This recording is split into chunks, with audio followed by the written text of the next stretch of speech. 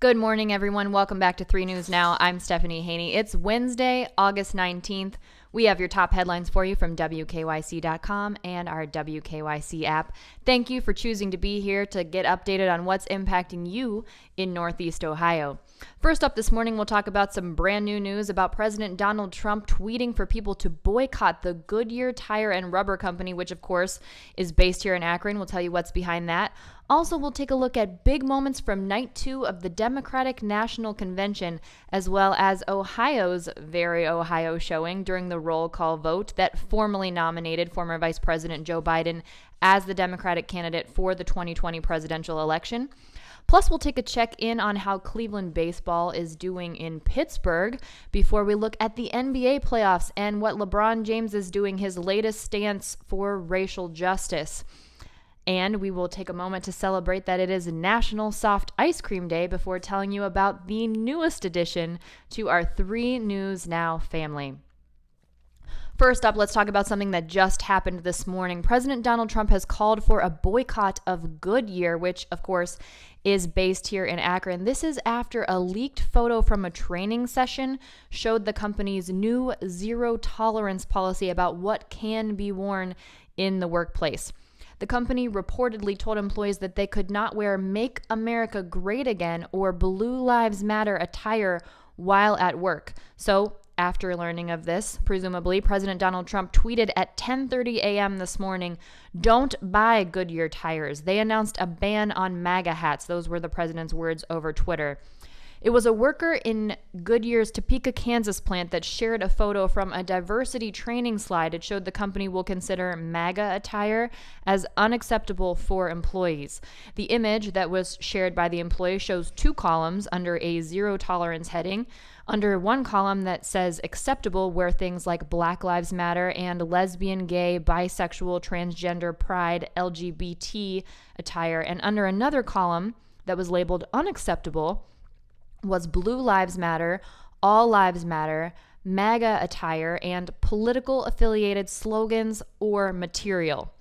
Goodyear said to the local news organization that had this photo from the worker that it allows people to wear things that express their support on racial injustice and other equity issues, but they do ask that employees refrain from workplace expressions, verbal or otherwise, which would include clothing, in support of political campaigning for any candidate or political party, as well as other forms of advocacy, that fall outside the scope of equity issues. So that is how Goodyear explained that policy. Now, as we know, the actions of a president do have an impact across the country, and the economy is not immune from that. Just moments after President Donald Trump tweeted that, senior White House reporter for Bloomberg, Jennifer Jacobs, reported that Goodyear's stock had fallen at least 3%. That was soon after Trump tweeted that at 10:30 a.m. this morning. Taking a look at some of the big moments from night 2 of the Democratic National Convention when Joe Biden was formally nominated. Now, I can just tell you, as someone who's been talking about this for a while, that's a big deal because now we can stop saying the presumptive Democratic nominee. He is the Democratic nominee. He's expected to officially accept that nomination on Thursday with his speech, but he has been nominated, so we don't have to call him the presumptive nominee anymore. That's exciting news. Representative Alexandria Ocasio-Cortez took the headlines yesterday. She was called out in headlines for, quote, not endorsing Joe Biden in her seconding of the nomination for Bernie Sanders. However, she broke this down and explained this is actually just a formality. The way this works, the roll call of the states happened yesterday, and that's where the states present their delegate votes to the convention and say who will be voted for from that state, who earned how many votes from that state. Well, the way that works is throughout the primary process, once someone reaches a certain level of those votes, it's required that they have a nomination speech and a seconding at the convention. That's where Representative Ocasio-Cortez came in. By the time that Sanders dropped out of the Democratic primary in March, he had earned over 1,000 delegates. That's over the threshold required for a nomination and for a seconding. Well, Former Vice President Joe Biden, of course, clinched the nomination. He got well over the number required of votes in order to be the Democratic nominee, but because Sanders did qualify to be presented as a nominee at the convention, it was required for someone to nominate him and someone to second that nomination. This is a formal requirement. This has happened at lots of other conventions. No surprises there. And actually, Ocasio-Cortez wasn't even the person who presented the nominating speech. She just presented the seconding speech. It was Bob King, the former president of the United Auto Workers Union, who gave the first speech nominating Sanders. Well, then Ocasio-Cortez gave the second speech, seconding that nomination, in which she was to speak about the nomination of Sanders as a formal person who was up for the potential nomination at the Democratic convention. Well, she was called out by people and by major news headlines for, quote, not endorsing Biden. She was quick to correct the issue, though. AOC tweeted, "If you were confused, no worries." And she also tweeted, "I extend my deepest congratulations to Joe Biden. Let's go win in November." And in her speech in the seconding of the nomination for Bernie Sanders, she talked about the need to recognize and repair the wounds of racial injustice, colonization, misogyny, and homophobia. Now, some people were also saying that AOC should have been given the keynote speech, and the Democratic convention took a very different approach to that. In years past, the keynote speech has been given to an up-and-coming, a rising star in the Democratic Party and the Republican Party at these events. But at the DNC, they took a different approach. They featured rising stars from all over the country, really took advantage of the virtual landscape in order to do things differently this year. And then after the roll call, we did see former Vice President Joe Biden show up again to thank people for the nomination, and he said he would see them in a couple of days. Former Vice President Bill Clinton also spoke at night 2 of the DNC. He really laid into President Donald Trump, similarly to the way that Michelle Obama called him out by name. Clinton said, "If you want a president who defines the job as spending hours a day watching TV and zapping people on social media, he's your man," referring to Trump. He also said, "Denying, distracting, and demeaning works great if you're trying to entertain and inflame, but in a real crisis, it collapses like a house of cards." President Donald Trump didn't respond specifically to Clinton's comments. Clinton did go on to talk about Biden and called him a go-to-work president, a down-to-earth, get-the-job-done guy. And then Dr. Jill Biden, who is married to Joe Biden, gave the closing remarks. She gave an intimate speech talking about her career as an educator and also how her partnership with Joe Biden began as an effort to heal a broken, grieving family as she met Joe Biden and his 2 sons after his first wife and their daughter died in a car accident. And then Joe Biden showed up again live to thank people and say that he would be back in a couple days to speak to formally accept that nomination. Now, the roll call vote, of course, happened yesterday, and that's where we formally came to the nomination of Joe Biden. For Ohio's part in that, we had U.S. Representative Tim Ryan and a union worker show up to announce the delegate votes for Joe Biden. Ryan was with International Brotherhood of Electrical Workers organizer Josh Abernathy of Toledo.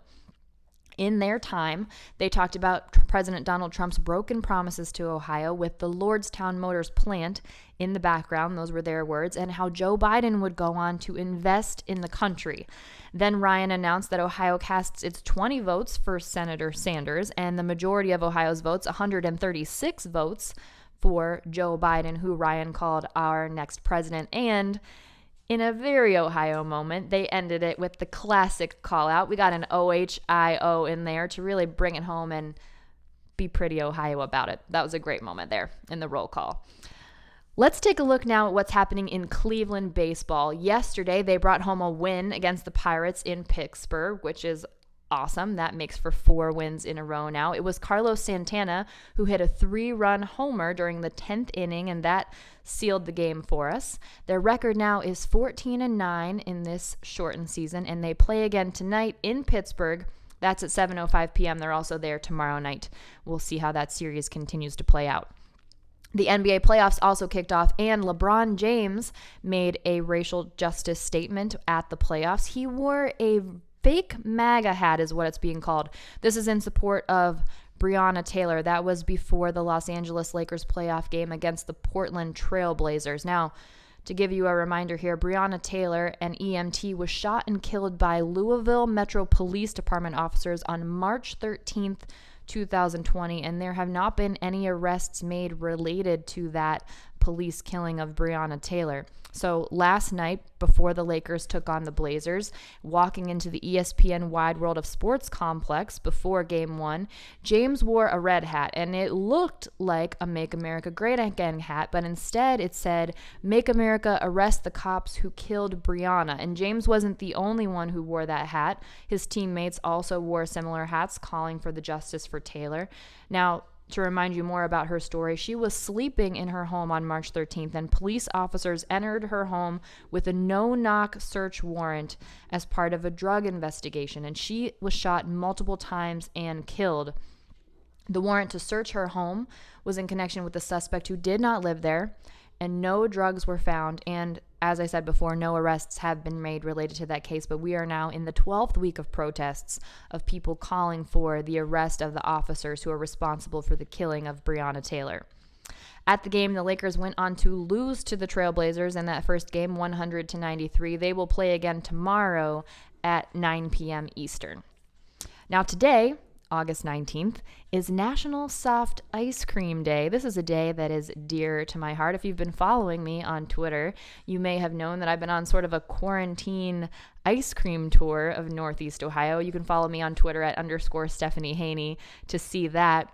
Been checking out some great places here in Northeast Ohio. I particularly enjoy Mason's Creamery in Ohio City. It's pretty great. I was introduced to some brand new things there. The ube is something that I highly recommend. Now, that's not soft ice cream, so we're getting a little bit off track here, but the point is, we want to know where you get the best soft ice cream in Northeast Ohio. You can tell us that by texting us at 216-344-3300, or you can send us a photo or a quick video through the Near Me feature in the WKYC app, and that's super easy to do. All you have to do is open up the app. You'll get the greeting that says good afternoon or good evening or good morning if you're an early riser, and you'll see Near Me in the bottom right corner. So just tap on that. Then you'll see a map pop up, and you'll see where it says share with us in the top left corner. Tap on that, and then you'll see where you can submit your photo or video with us directly from your phone. Super duper easy, so that we can share your recommendations for the best soft serve ice cream in Northeast Ohio with all of our viewers. And before we let you go here, we have one more very exciting announcement to make. Our 3 News digital sports reporter and host Ben Axelrod, a man of many talents, and his wife Tori have welcomed their baby boy. Sonny Axelrod is officially here. Now, you know Ben as our 3 News Now sports analyst. He's also an author and a great follow on Twitter, by the way. His username is @Ben Axelrod. If you're not already following him, you absolutely should be, especially for being in the know in the sports world. Now, he's a dad, and his wife Tori is a mom. On Friday, Ben and Tori welcomed Sonny into the world. He was born at 2:12 p.m., Sonny Michael Axelrod. And in Ben's words, he said, Sonny weighs 7 pounds, 8 ounces, is 20.5 inches long, and has a ton of hair. Mommy and baby are doing great.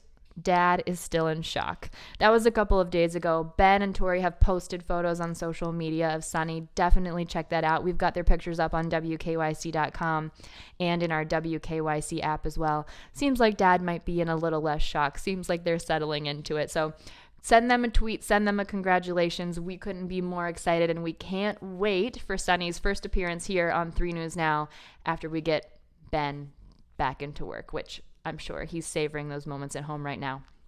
That is it for your 3 News Now early update for Wednesday, August 19th. I'll be back here at 3 p.m. when we get those new numbers in from the Ohio Department of Health for COVID-19, and also the rest of the stories that are topping the headlines on WKYC.com and our WKYC app. I'll see you back then. I'm Stephanie Haney.